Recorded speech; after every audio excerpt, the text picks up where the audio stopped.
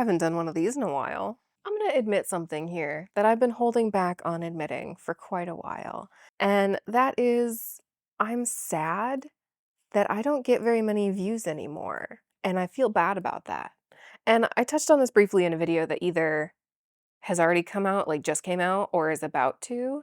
But the main point being, over the past year, I've steadily been getting less and less views, and I know exactly why. That's of no mystery to me.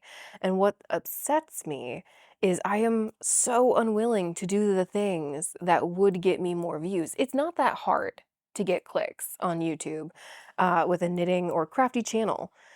It's really not hard, but you have to sell your soul a little bit or have been born into certain circumstances that give you such a significant leg up. And I am angry about that. And I'd like to be able to say that I'm angry about that. And I hope other people are angry about that too.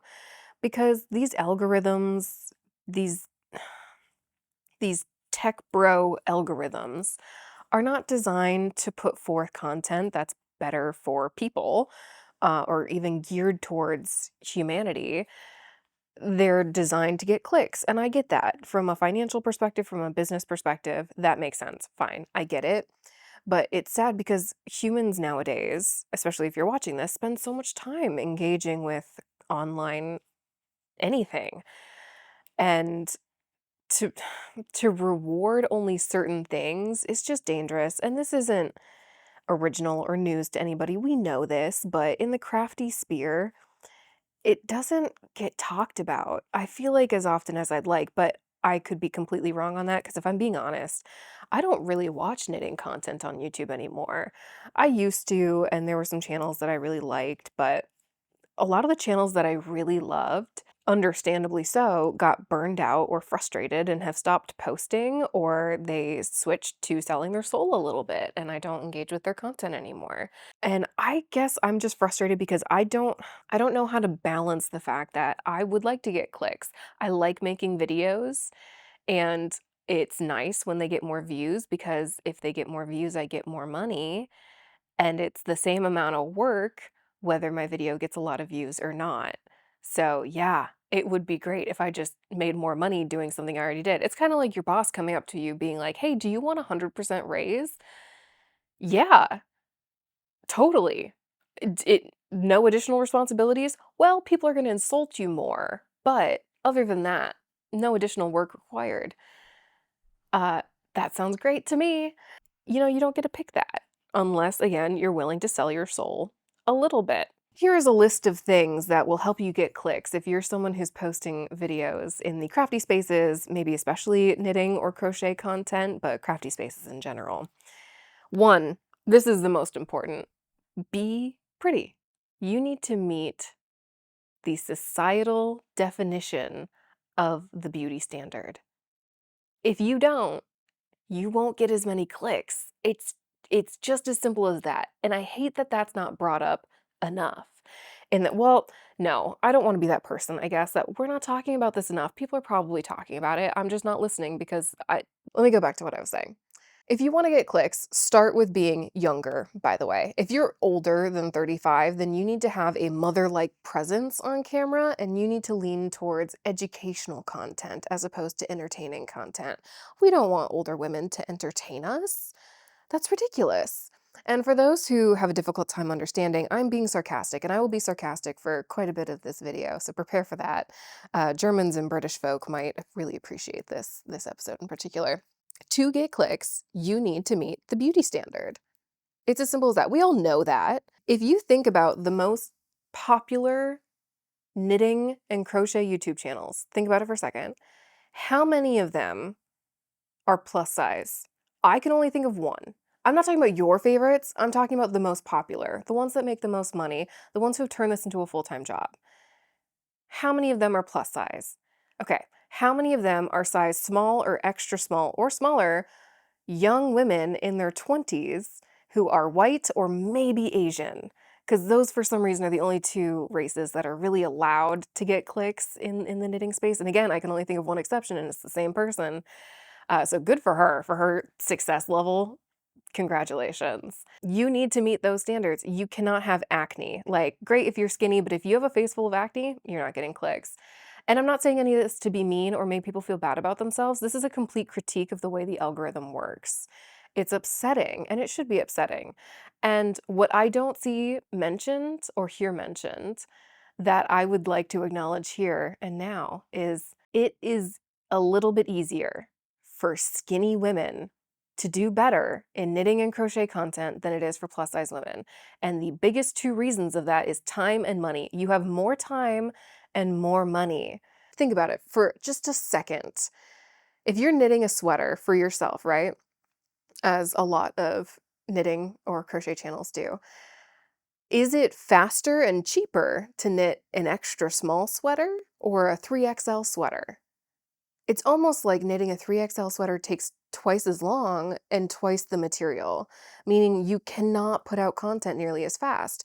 On top of that, the internet does not like larger women to show their bodies. So when you are a 23-year-old with long legs and a very small torso, you can get away with making bikinis, which take a day to knit, right? Compared to someone with a larger body, the internet doesn't want to see that. So they want you to make oversized sweaters. Do you see where I'm going with this a little bit? And I don't like bringing it up here because it makes me sound incredibly cynical, and I fully understand that I meet a lot of the beauty standards. I am a white woman, and I know there's, I guess, some debate on whether or not this term should be used, but whatever. I'm a mid-size white woman. I usually fit in a size large to an extra large for most things. Sorry, one of my cats is trying to get out. Mary, this is Pippin. I'll be right back, Pippin. Don't leave. Don't leave. Stay there. We just gotta let Mary out of her prison. Okay, I guess Mary did not want to be let out of her prison, and I was hearing something else. Wah. Mary's currently very happily cuddling with my husband, so that's thing number one I'm unwilling to do. Yeah, sure, I'm a blonde white woman with blue eyes, and that's great, and that gives me a leg up in its own respect. I am completely unable to be a size small. Like, that's never gonna happen for me. It's just not possible. I've done the eating 1,200 calories a day and working out for an hour every day doing high intensity mixed with, like, yoga. It's just not possible for me without completely torturing my body and moving it into an incredibly unhealthy space for me.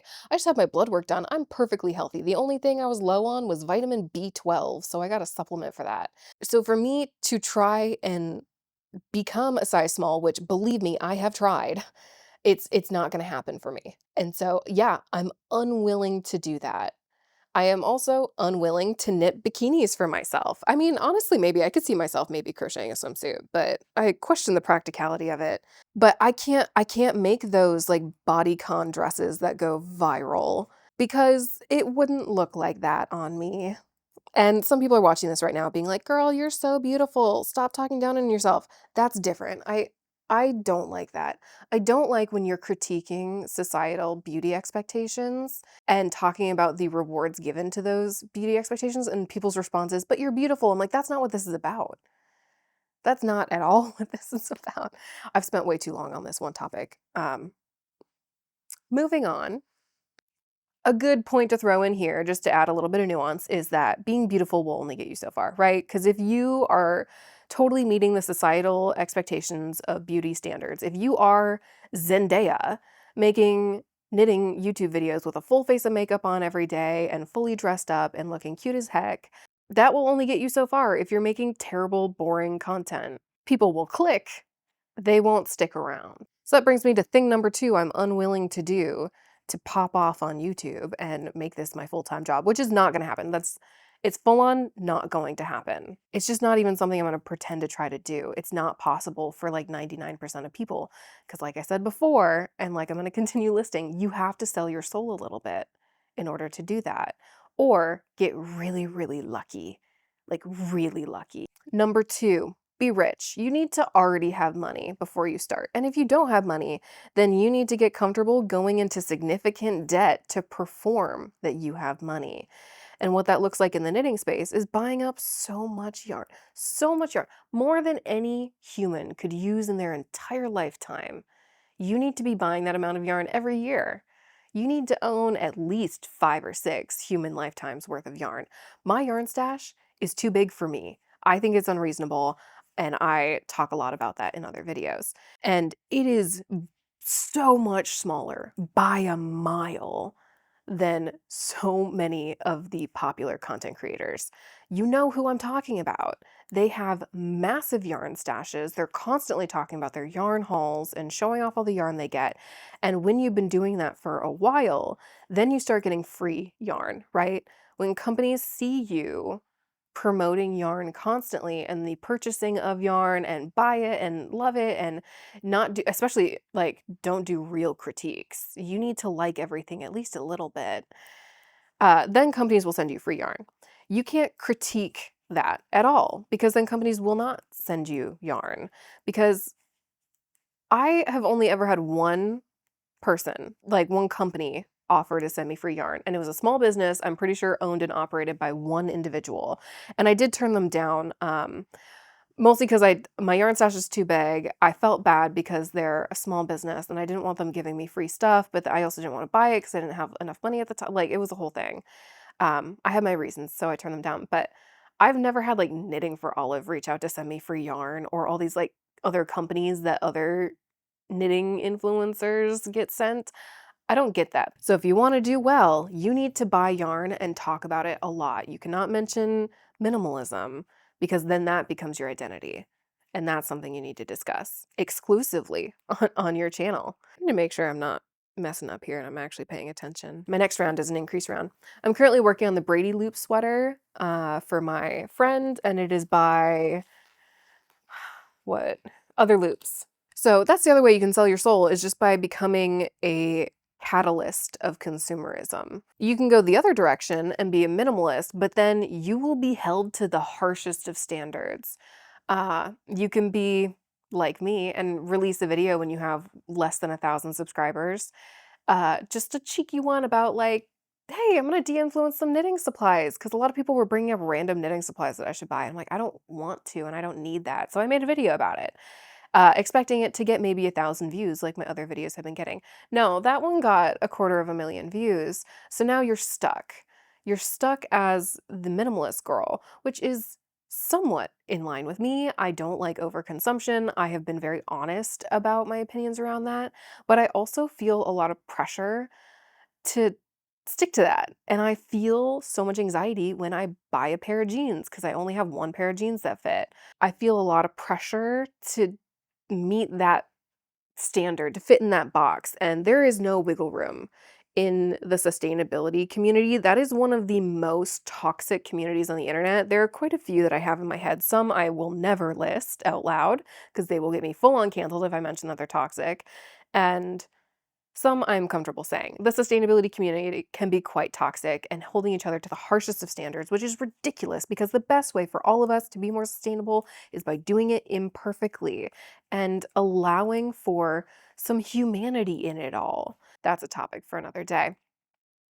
So, what do we have so far? You need to be beautiful, skinny, clear skin, the full workup. We know. You need to have money or pretend to have money and encourage the purchasing of things. You need to be full on consumerist at that point. Also, time dimension, because people love to just be dumb. I am not in any way saying you're a bad person if you do any of these things. I am critiquing the algorithm, not the people who have their reasons that are none of my business. There are people, I'm sure, that make videos with their yarn hauls and they have eating disorders to try and stay skinny as possible. Like, that definitely exists. And I would never call them a bad person for doing any of that because I don't know their reasons. Maybe they have a family to feed. Maybe this is the only job they're capable of having for whatever reason. None of my business. It's a critique of the environment that it's in, this thing we call the algorithm. Number 3, make people mad. That is one of the best ways to get clicks on the internet. It is very hard to get clicks making people feel happy or contentment or peace. It is extremely easy to get clicks making people feel mad. So you need to make drama content. And if you're making drama content, just know you're going to get death threats. People are going to hate you, and you're going to start to question yourself, because when you make drama content, you kind of have to pick a side politically. It's almost impossible not to. It sounds like you wouldn't need to, but you do. If you think about the drama content that you watch related to knitting or crochet, think about if it's obvious what their politics are, it's gonna be. And furthermore, if you're being political, just know you will never be right-wing enough, conservative enough for the Trumpies, and you will never be inclusive enough for the liberals. It's an impossible catch-22, and that's where a lot of these drama channels really struggle, especially emotionally, and start questioning themselves because they just have real, normal human opinions. But some people, um now, I'm not gonna get into the politics of things on the internet because that's for sure how I get canceled, but I have critiques on both sides, for sure, and most normal humans do.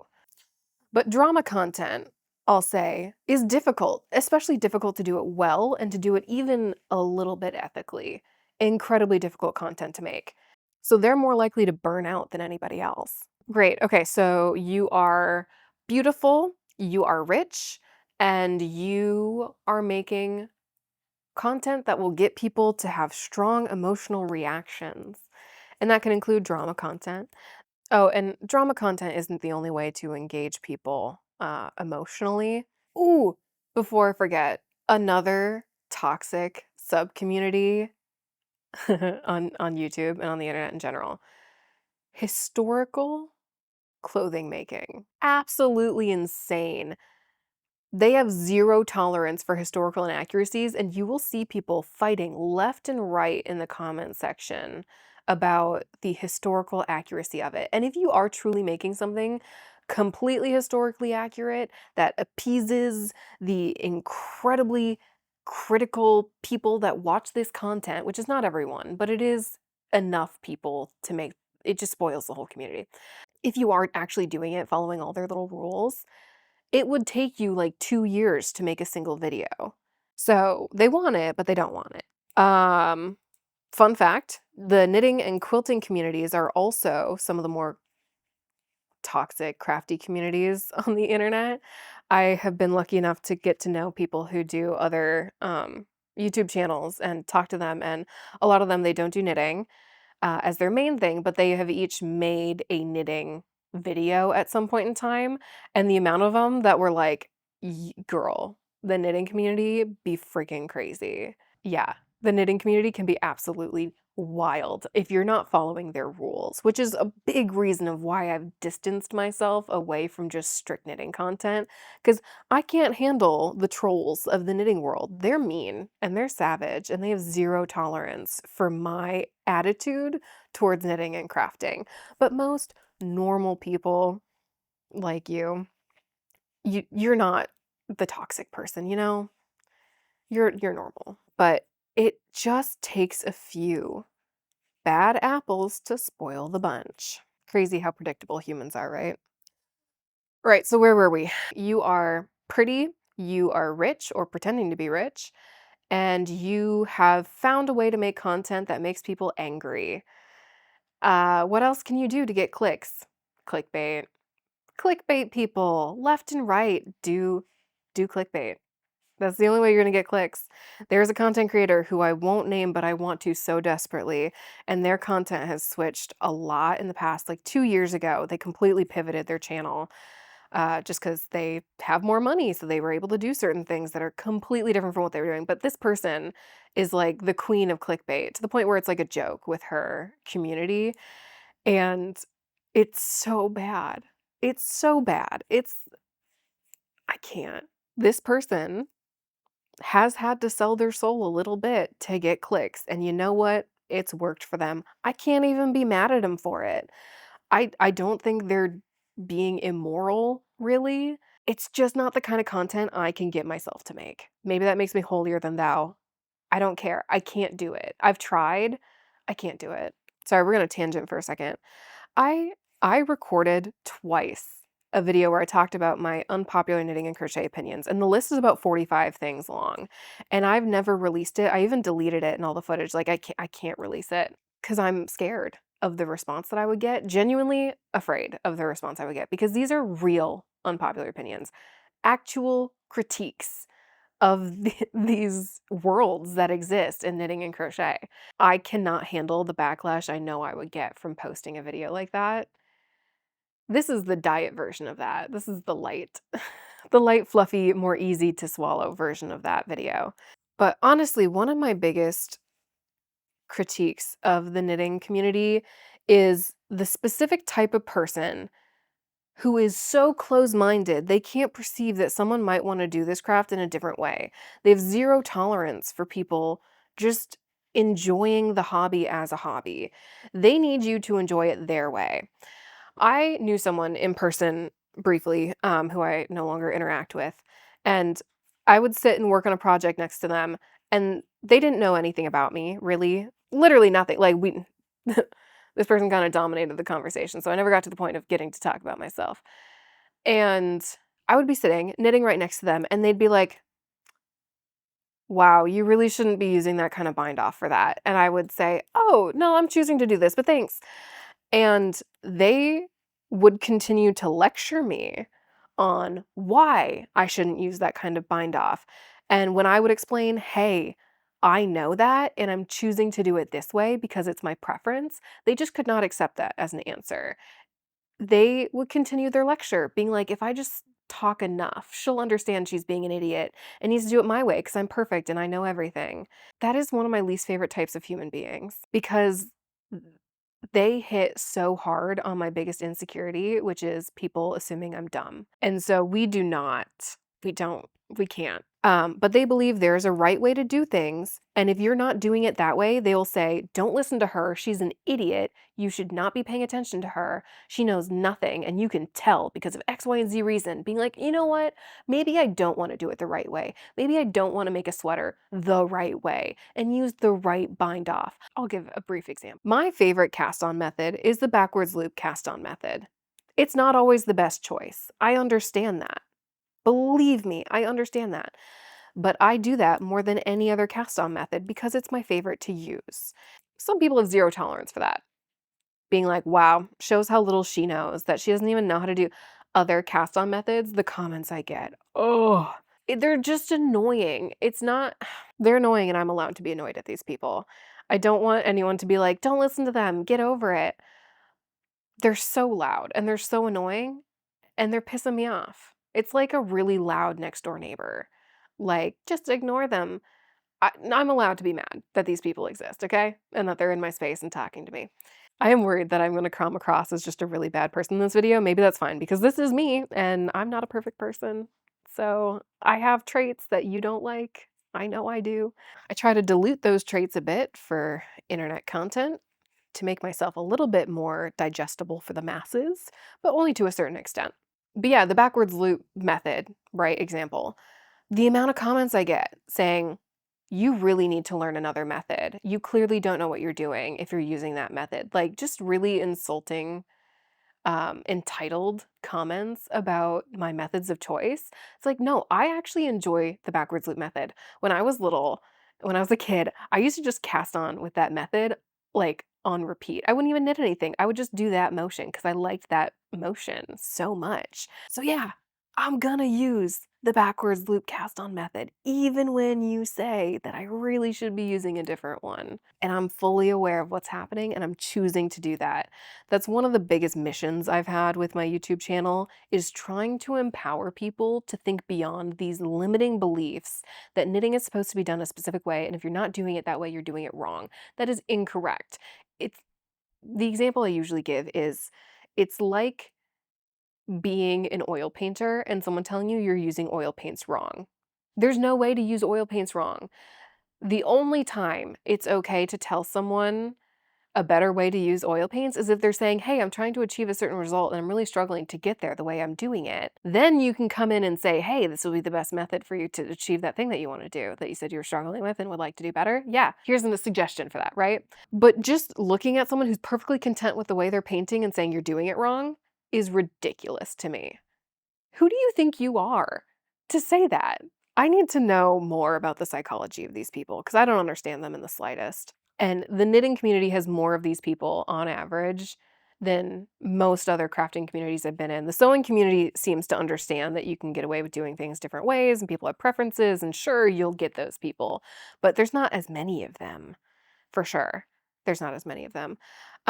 There's just a lot more entitlement, I think, and arrogance in the knitting community than in most other communities. I feel like I almost kicked myself out of the community because I didn't want to make pattern roundup videos anymore. I didn't want to talk about my yarn anymore and which one's better than the others because I didn't feel like I had anything original. There was nothing left for me to say. I don't have anything to add on these topics. I enjoy making people feel something with my videos, and I'm slowly getting better at that. I am trying to make my peace with the fact that as I move more into doing what I love in this space, the less mass appeal I'm gonna have, and the fewer clicks I'm gonna get, the less money I'm gonna make, and it's just sad watching that number go down because full transparency, I've been doing YouTube for 2.5 years. I can't remember exactly how much I've made money-wise. I think post-tax, I've probably made a collective $18,000 on YouTube, if I've had to guess, in the past 2.5 years. And let's subtract the $3,000 I spent on a PC in order to edit because I was trying to edit on my existing technology and it kept crashing like every 20 seconds. It was impossible. Um, and the phone I bought to record because my camera was terrible. I had this cheap Canon camera meant mostly for photography, and I would record videos on that, and that was a nightmare. Plus all the softwares that I pay for, music softwares and editing softwares, Canva, like there's a lot that gets paid for. So if we subtract all of that, let's say I've made $12,000 off of YouTube. That's nothing to sneeze at. I'm very happy with that. But when you work out the hourly rate of that, I'm making way less than minimum wage. Way less than minimum wage doing this. So now because this video is not scripted, it's kind of a stream of consciousness, so I'm not saying things perfectly. Please leave a little wiggle room in there. If you and I were talking in person, we'd be able to go back and forth until we find a layer of understanding here. And that's a big struggle that I have with the internet in general. And I often question, would I enjoy YouTube more if we just got rid of the comment section? But I don't know. I think I just would like to be successful enough and have enough money on YouTube to have someone moderate the comment section for me, so that I didn't have to look at the bad stuff and I can only see the good comments. Because 90% of the comments I get are very positive and very sweet and make me feel really good, about myself and about humanity and make me feel more hopeful about humanity. My engineering video that I did, becoming an engineer out of spite, that comment section, like, broke my heart in so many ways and also made me feel way more connected to people than anything else. Like, it's a very emotional comment section, and I wouldn't trade that for anything. Pinterest, however, we can delete the comment section on there. There's no reason for Pinterest to have a comment section. It just has ruined the experience for me. AI, too many ads, and the comments on Pinterest are what kills the app for me. Do I have any other critiques of the knitting community? Anything else I can complain about here? Ooh, I do have another critique, and I am at fault of doing this sometimes too. For sure, maybe even in this video I've done it already. But it's the constant self-victimization in ways where you may not understand it's completely manufactured. So many people feel like they're being bullied for using synthetic yarn. You're not. Like, you maybe are, but you're not. Because people who use wool yarn are being bullied also. People who use only indie dyed specialty, the most sustainable, like they raise their own sheep that they rescued from a burning building that is also disabled, and they hand shear the sheep and give it a better life than a human child ever would have. They're still getting critiqued, right, for their yarn usage. Every single yarn you use, you're gonna get critiqued for. So I think we should really let go of the I'm being bullied for using synthetic yarn. Everyone's being bullied for every yarn. Just use whatever you want, all right? Use whatever you want and stop waiting for everyone to give you permission to use it. I have gotten better at no longer apologizing for the yarn I use. I use more budget yarn, and I'm currently working through my stash. I've been working through my stash for years now. So there are yarns that I bought ages ago for various reasons that I would not buy again today. And so I've really tried to stop over explaining myself in videos as to why I'm using certain yarns or apologizing for using certain yarns. And maybe that'll help make this community be a little bit more tolerant about their yarn choices. Because I figure if I'm apologizing for using synthetic yarn, this is Pound of Love synthetic yarn. It's surprisingly soft, it's machine washable and dryable. I'm making it for a friend who has a kid and a very busy life. She doesn't have time to be hand washing her stuff. So, yeah, I'm making it with this yarn and I'm not going to apologize to anyone for it. I'm really not. Oh, that feels so good to say out loud. That honestly, it feels so good to say out loud. A lot of this, I feel like weight lifting off of my chest, just getting it out. Now, here's what I would love to see for the future of the knitting and crochet communities. One, I would like to see these communities getting more popular as a whole. How do I say this? I don't get competitive with other knitting and crafty channels. I don't feel a sense of competition because if they're getting more popular, great. That uplifts the whole community because they're drawing in people that maybe didn't know how to knit or crochet or didn't have any interest in that and are now learning and are interested in finding more people within the community. So they're helping build and grow this community more than anything else. So it doesn't make sense to be competitive with them. I do, however, get jealous. In case you can't tell, I have so many complicated mixed emotions about making videos. I would love to get more views. I would love to be able to own a house someday. That would be great. And right now, the only way I can imagine doing that before the age of 35 is if I start getting a lot more views on YouTube and making more money from it because what did I say, $12,000 that I made on YouTube post-tax, taking out all the expenses. That has been great for putting a dent in student loan debt and was able to get me and my husband we're not done paying it off yet, we're very close, but we were able to pay it off a year and a half faster than we had initially planned because most of my money that I make on social media goes towards that, gets donated, or gets put into a savings account for me to later invest into the channel again. Back on track. Actually, I have one more tangent. One. Never, ever, please, I'm begging you, never assume things about people on the internet. And I'll be more specific about what I mean by that. People left and right assume my political stance, assume my sexuality, gender identity.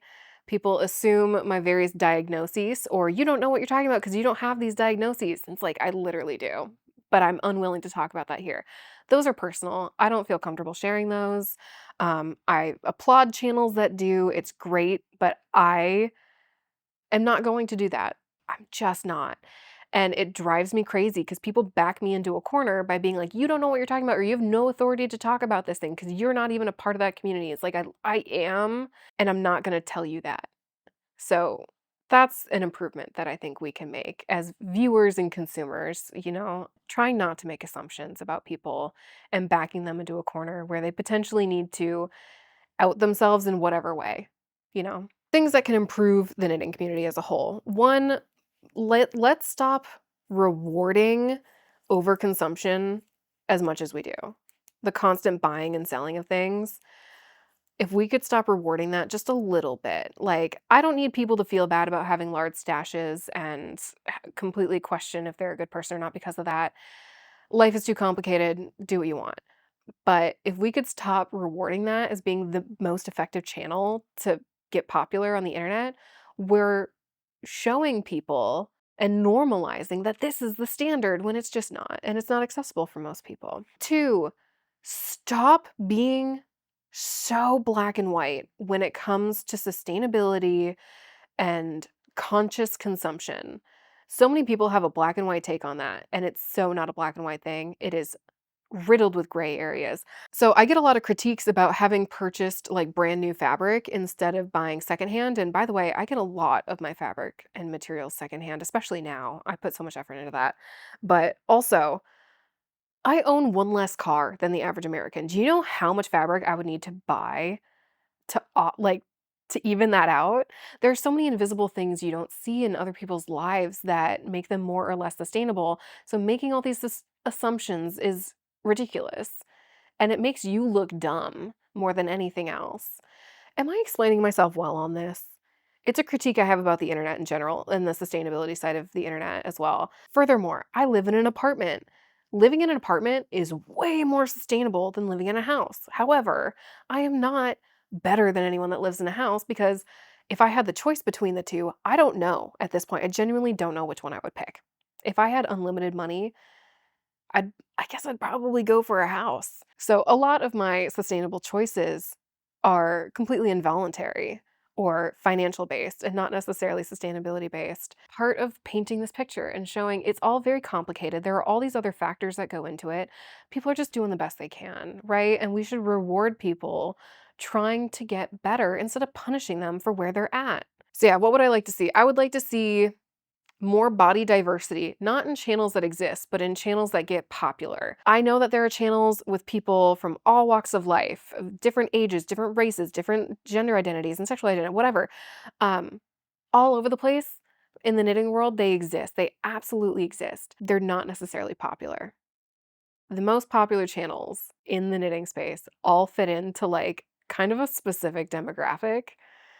I would like to see more people outside of that demographic getting more popular. That would be great. I would like to see, selfishly, I would like for non-traditional crafty content to get more popular, which is a really selfish ask, but I would like to make videos that feel somewhere in between a knitting vlog and a movie. That is kind of my dream right now and what I'm enjoying the most. And I'm working on all these ideas. They take forever to make. They don't get a lot of clicks, and that's fine. I would love to see those get more popular, but they're so niche. I don't see anyone else doing anything like that. But I would like to see rewarding people for getting out of the mainstream and doing things a little bit differently. Doing knitting content that isn't just, here are 15 knitting patterns I've never made that I think are cute. Here are my summer knitting plans that I'm absolutely not going to follow through with.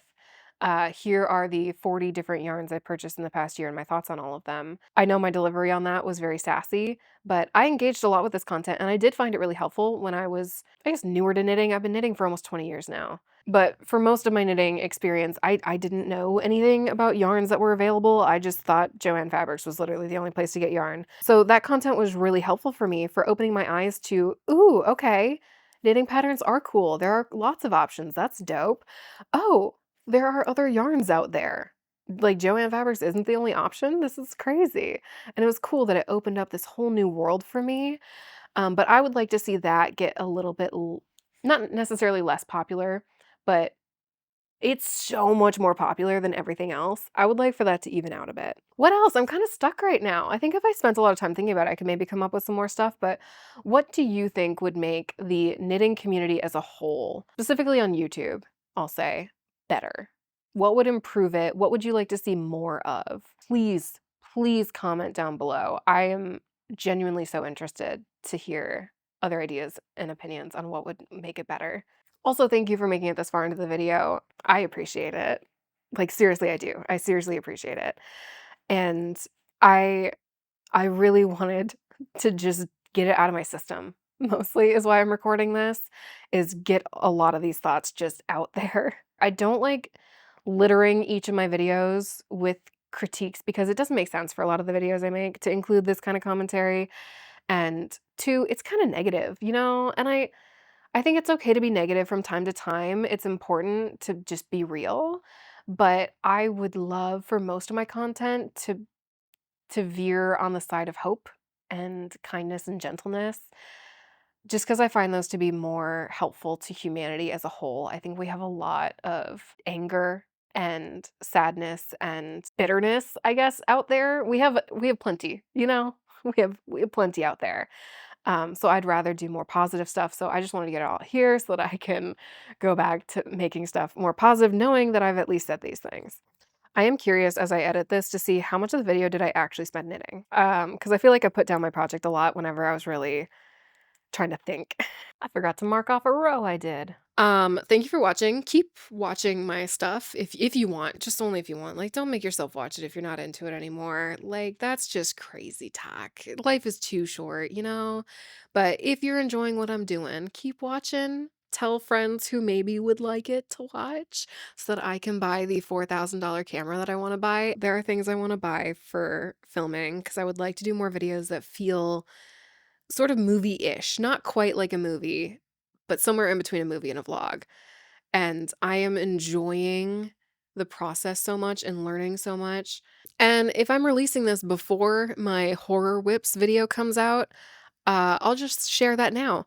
I have a video coming out very soon that is somewhere in between a horror movie and a knitting vlog. And it was so much fun. I enjoyed literally every single step of the process so much. I learned a lot. There's a lot I would do differently, and I can't wait to keep getting better at this stuff. So look out for that, but also know that if it was a movie, it'd be rated PG-13, so it's not for kids. I just never want someone to be like, "My kid watches, watch yourself." Because I'm not Miss Rachel. All right, I can sense that I could go on and on forever, and I am hungry and should probably eat something. I'm also super sick, so that's fun.